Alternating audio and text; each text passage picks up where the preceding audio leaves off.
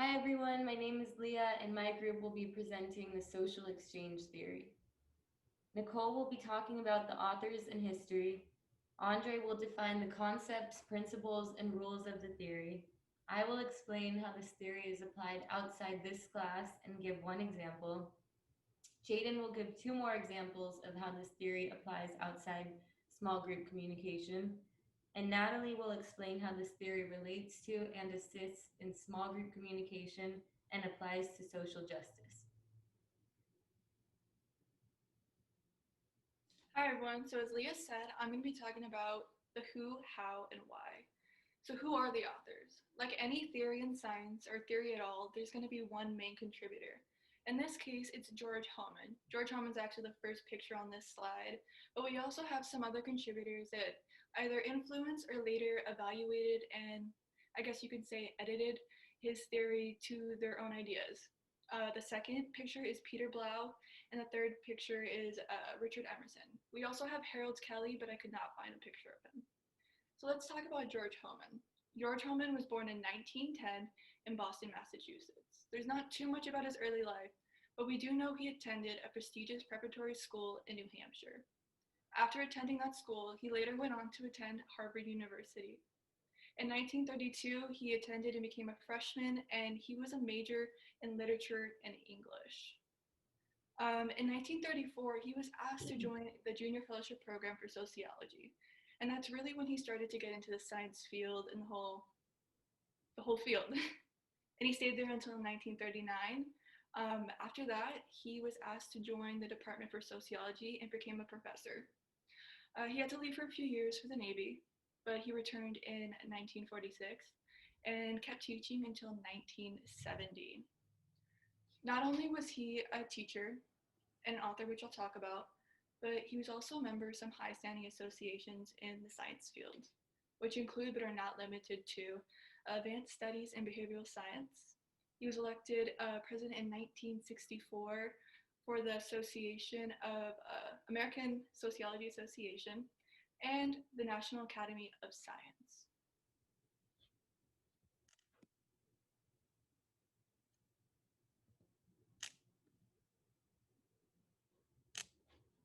So next, I'm going to be talking about the how and the why. A little background of how the social exchange theory came about. He was an author. He wrote plenty of articles of his data. He wrote plenty of novels and books, and these are the three I chose to explain some of his research and the thought process behind this theory. So the first book we have is The English Villagers of the 13th Century, which was published in 1941. This book, he adventures into the ideas of external and internal systems, open and non-open systems, and the variables that affect one another. He also talks about environmental factors, and in this book, it's a lot more abstract than the human group and the social behavior. He uses fiction and anecdotes to really get the audience to gravitate towards his explanations. The second book I wanted to talk to you guys about is A Human Group, which was published in 1950. This book was used to apply anthropology, or the study of humankind, to small groups. He used variables such as sentiment and interaction to explain this, and there was 5 studies that he used to back up his theory and his work, which include the Banquine observation, the Topeka family, Hilltown industrial study, and the Norton Street King. And all of these studies were well known back then. They have some high standing studiers behind it, like Hawthorne, White, Firth, Arsenberg. So the last book I want to discuss with you guys is Social Behavior, Its Elementary Form. This was originally published in 1961, and it was later edited in the 70s. This is where he really starts to discuss social exchange theory and the whole idea of positive reinforcement and the idea of a system of rewards. He has a few propositions that he likes to follow: deprivation, cost and profit, aggression, and approval. And here he also discusses how there's material and non-material rewards. Material being the clothes you have, the new shoes, money itself, and non-material being your approval of others, relationships, time people give you. It can be your social standing in society, essentially.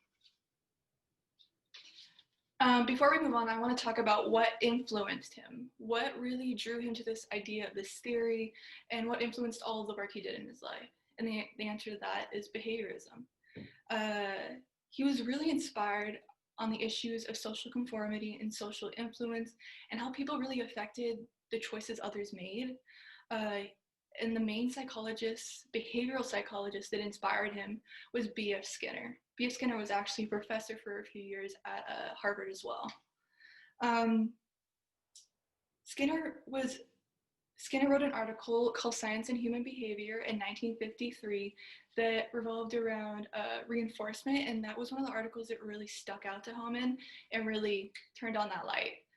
He wanted to know how these social structures maintained in society, and he used these small groups and individuals to observe so he could really perfect the details of his observation skills, like most sociologists, so he could work to the world as a whole. Now we're going to have Andre talk about the what and what social exchange theory is. Yeah, and to basically go into the outline, kind of outline the basis and the foundation of the social exchange theory. To put it simply, it's basically about thinking about these decisions that could basically bring you value without having you bring value, or kind of minimize the amount of value you would bring to someone else. Basically, it's always about thinking about what actions, what outcomes, what relationships you kind of get into, and just thinking about how much value you can really get out of those relationships. It's very much like a transactional sort of basis, because the whole theory basically revolves around the exchange of value. And to kind of dive a little further into the theory and into the basics of it, basically it's about not only getting a reward out of it, but how much can you get out of that relationship, and maximizing how much of a reward you would get, while on the other hand also try not to give as much value back in return.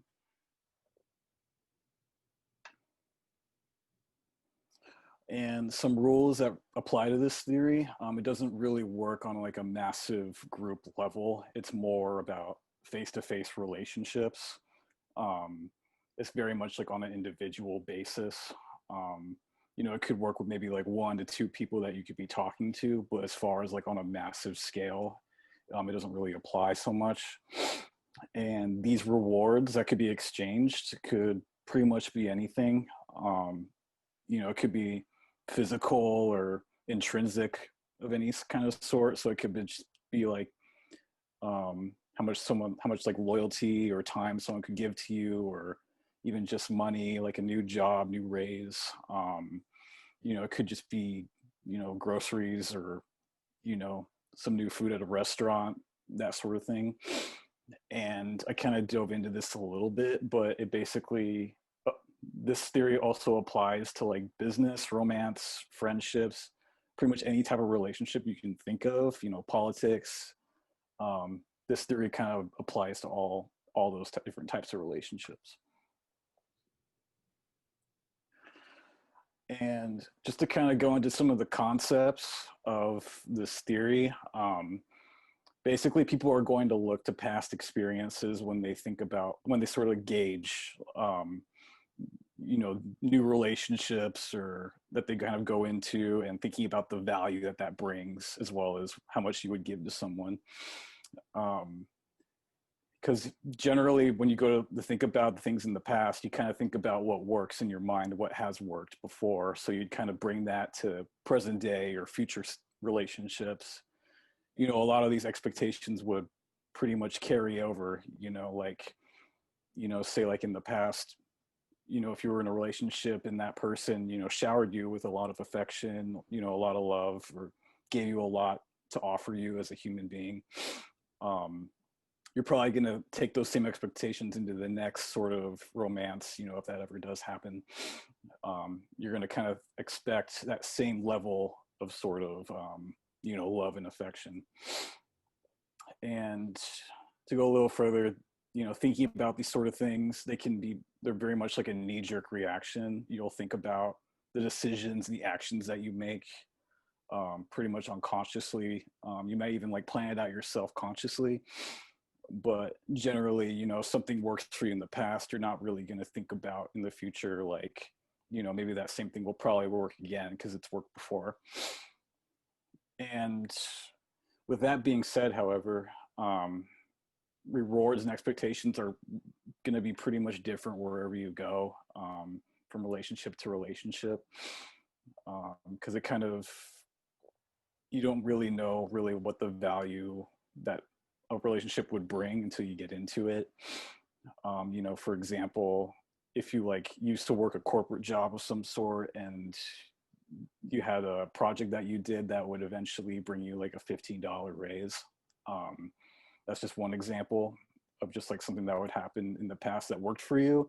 But if, say, you probably brought that same expectation to the present and then you did the same sort of similar project and then later on like didn't end up getting the reward that you wanted, then that's just one example of how just like different new relationships could be, and different rewards, that sort of thing. Sometimes like there's a little thing called just like the honeymoon phase, where sometimes people will flat out kind of ignore the costs that could be, the things that would be at risk for a person, because people take example for like another relationship where you kind of go in, everything's great and you don't really think about the risks that maybe that relationship brings. You don't really think about that going in, and in the beginning that's just kind of what happens, is you just don't really think about the cost of it. You just think about more of the reward of it. And later that could kind of eat you alive. And with that kind of also being said, people may feel compelled to terminate these, not only these types of relationships, but kind of relationships in general, if they feel like they're not getting enough of, what they feel like they like want, if they're not getting enough value. Because, same sort of thing, romance in general, like if someone, if you feel like someone isn't giving you enough time and affection, then you're not going to feel like, like what's the point of that relationship really? And I'll wrap up these concepts by going into this video.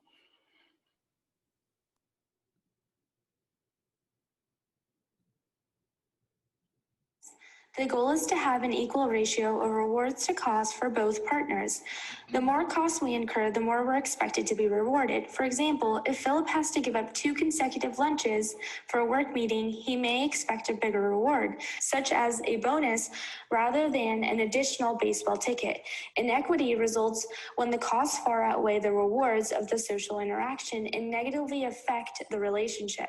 Moreover, equity depends on each partner's ability to recognize and adjust their evaluation of both parties' costs and rewards. To demonstrate, if Sam takes Philip out to a fancy 5-course dinner and Philip invites Sam over for a barbecue and ice cream sundaes to reciprocate the gesture, the exchange may still be perceived as equitable because of both parties' abilities.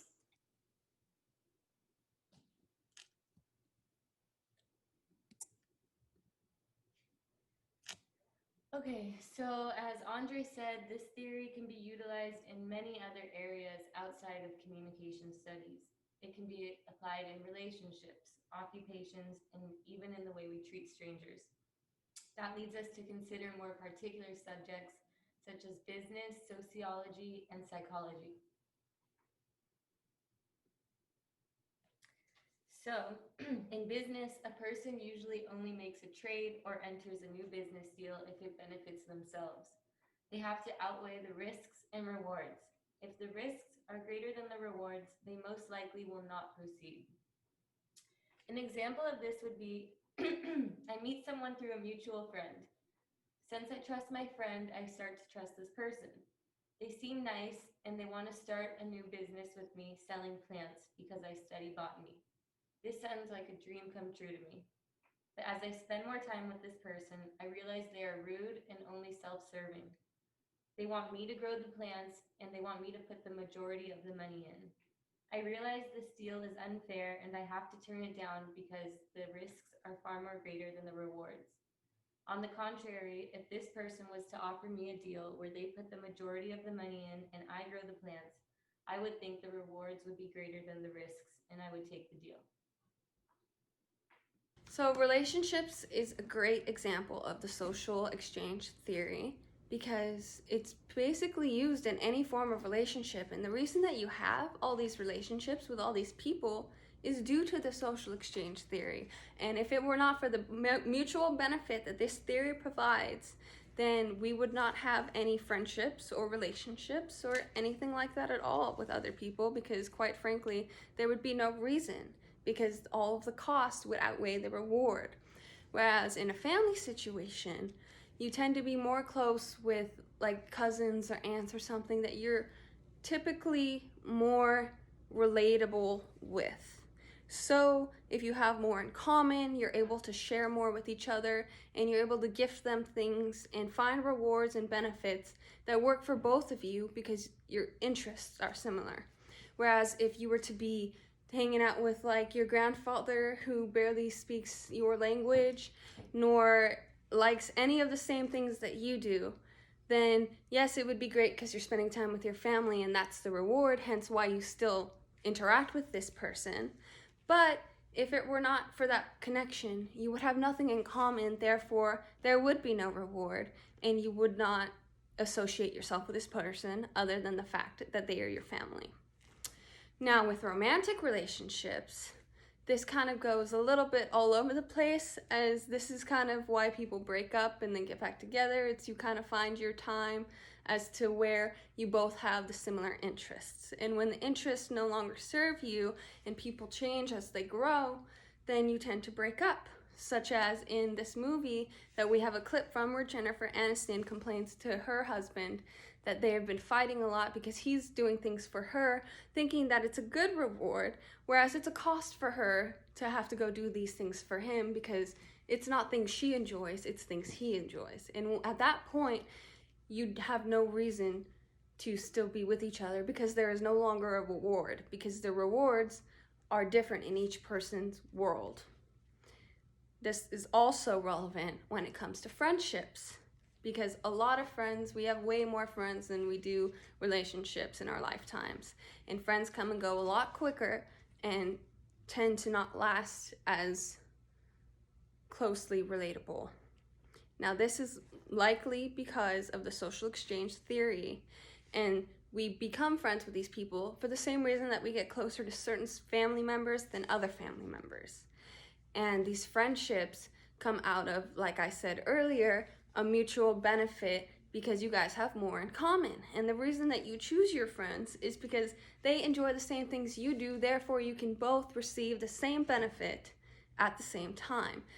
So when you tend to want to do things and go out with people, you choose to go out with the people who like to do the same things as you because you are all getting rewarded at the same time. This is why we tend to have best friends and just casual friends, because everyone has different interests. And you cannot always find someone with the same exact interests as you. So you will pick and choose certain people, and this is why people hang out with different people, because when you think about the social exchange theory, then it relies as who would benefit most from going on this hike with me, for example. And if you have a more athletic friend who loves doing outdoor stuff, or if you have a friend who loves to play video games, stay inside and watch movies, which one are you going to take? Now, most likely you would have chosen your other athletic friend, and this is because it's a benefit for both of you. Whereas if your friend is playing video games and wants to go on a hike with you, it would be more of a cost for them rather than a reward. Therefore, we have a lot of different friends, and we pick and choose who we want to hang out with at a specific time, given the action that we are following through with. Now, in regards to the relationships and trying to figure out what you like and not understanding what the other person likes, this will be a great example, as I spoke of earlier with the movie example from Jennifer Aniston. I have this here for you, and we'll play it for you right now so you can get a better idea of what I'm saying. We don't go anywhere together. We just went to Ann Arbor together. To Ann Arbor. to the Michigan Notre Dame game. You think screaming drunk kids and leprechauns doing backflips, that's fun. That's fun for me. Come on, man. I did that for you. How do you show up for me? I'm up on the bus every goddamn day for you. Come on. I'm busting my ass to be the best tour guide in the damn city so I can make enough money to support both of us, and hopefully you won't have to work one day. I want to work. All I ask, Brooke, is that you show a little bit of appreciation, that I just get 20 minutes to relax when I come home instead of being attacked with questions and nag the whole damn thing. So as you can see from that clip, social exchange theory was implied on both ends, as both of them had a different understanding of what this means to them. As, like I said, their interests are different, therefore the social exchange theory works differently in their mind. As we explained earlier, the rules apply according to the individual, and this is why they were having problems with their relationship, because it's individualistic rather than to the entire society. This is also why it is tough to make good first impressions on people, hence my next example. So when it comes to first impressions, it's more important than people stress to you. Of course, everyone always says first impression is the most important, but we always let that just brush over our head without even really truly understanding what that means. Now, basically, we tailor our personas to mirror people when we meet them from a psychological standpoint, as we do not feel comfortable being our true selves all the time, because normally each person has a little ratio of anxiety inside of them. Therefore, we tend to cover ourselves up and shield our true selves just to see what the other person thinks before entirely opening up. Because if we were to entirely open up off the bat and be opening up to someone who has entirely different interests and benefits than we do, then the entire conversation would be a cost. Whereas if you're going back and forth learning things, you can pick out specific things you like about this person rather than just basing it off of them as a whole. And this is usually why first impressions tend to be different than the person you know when you actually get to know them like 2-3 months later. And you're like, who is this person? This is not who I met. Well, that's because when it comes to first impressions, we weigh our risks and our reward with the person in front of us. And when it comes to the rewards, we tend to stick with a person if they add value to our lives. And if this stranger does not add value to us, then we have no reason to further continue the conversation or the relationship with this human. And this is why, like in a sales call or something like that, like say you were getting turf installed at your home and you would have 5 guys come and give you quotes. Now each type of person, this is the first time you're meeting all 5 people, and they all have a different, like similar persona but very different, because each person is trying to impress you as it's their first impression. And each man who is coming to sell to you wants to give you their best impression, as they would like to see who provides the most benefit. And whichever company provides the most benefits and will be the least cost as the most reward you can get from this turf sale, then you would go with that company, simply because the cost is less than the reward. But if it were like you meeting somebody on the street and they had samples for you and it was free samples, and you know you're not allergic to anything in the samples, well, of course you're gonna grab a sample because the reward is free food. And who doesn't love free food? Free is always a reward most of the time. And if we were to choose the sample, the reward is higher than the cost because there's no cost other than maybe having a few more calories inside you, but that's such a low cost that the free food is most often at the times going to be worth it. And this is why first impressions are important, because if the first impression of the food, if you see a little beautiful pizza up there on a little platter, you're gonna wanna go grab the pizza because it looks beautiful. Or if you see like a little just mushed ball of maybe like chocolate and granola and peanut butter or something all smashed together, not even cute, you're not gonna want to touch that, because what is that? Nobody wants to eat something random that they don't know, because it could have a greater cost than the reward. Whereas if you know what the food is and you're familiar, the reward is even higher. So like I said earlier, the social exchange theory is applicable in really any sense, as you can kind of put it into any action and any relationship that you have, because in any action you take, given meeting somebody or doing something on your own for you or for anyone else, you do this because it rewards you, and the cost of not doing it is worse. So you're always going to follow through because the reward is more important. Okay, I'll be discussing how social exchange theory applies to small group communication and to our understanding of social justice. Social exchange theory explains a large part of our social interactions. Social behavior is a result of the exchange process in that we try to create a balance between what is given to us and what we give back. We weigh the potential benefits and risks of social interaction and relationships, and when costs outweigh the rewards, the relationship is not sustainable.